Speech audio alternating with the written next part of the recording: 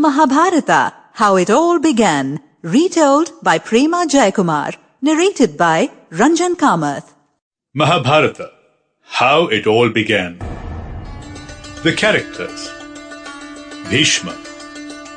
Born Devavrata, he is the heir to the kingdom of Bharata, but gives up his right to the throne for his father's sake. Can he prevent the kingdom from being destroyed? Dhritarashtra. Bhishma's eldest nephew is born blind, so his younger brother Pandu rules the land. Can Dhritarashtra secure the country for his sons, the Kauravas? Duryodhana.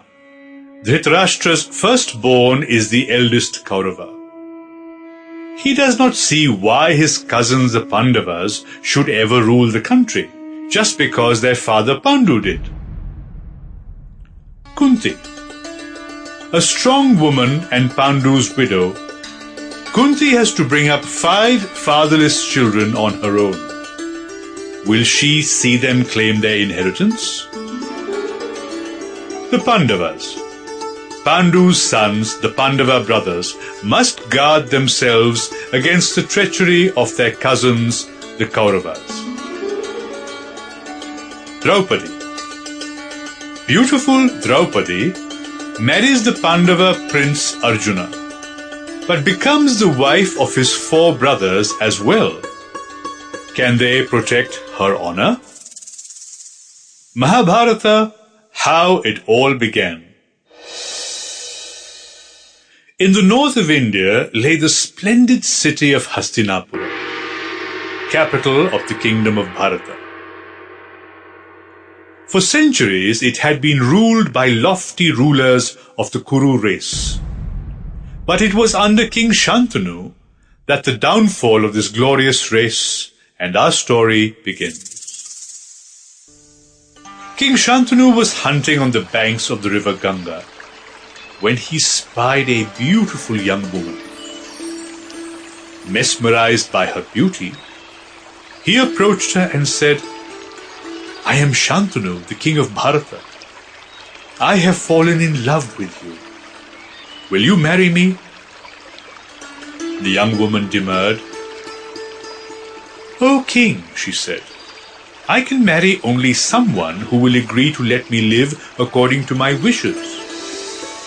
But after much persuasion, she finally agreed.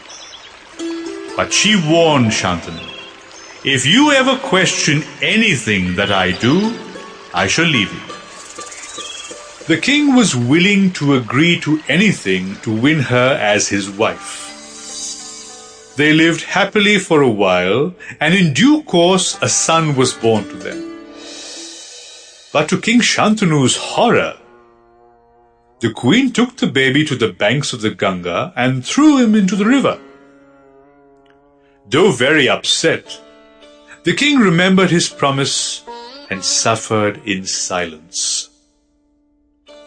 The same fiendish act was repeated after the birth of 6 more sons. Finally, when the 8th son was born, the king could bear it no longer and stopped his queen before she could throw the baby into the river. Tearfully she told him, "I am goddess Ganga, the deity of the river. I am compelled to do this to rid our sons of a curse from their previous life. As you have broken your word, I must now leave you. I am taking our son away with me. He will return to you when he has completed his education." Several years later, the boy who was named Devavrata returned to his father's court, well versed in the arts of peace and war.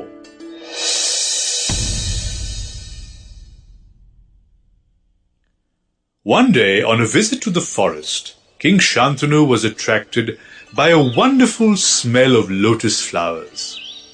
He traced the scent to its source, a beautiful young woman who was ferrying people across the river.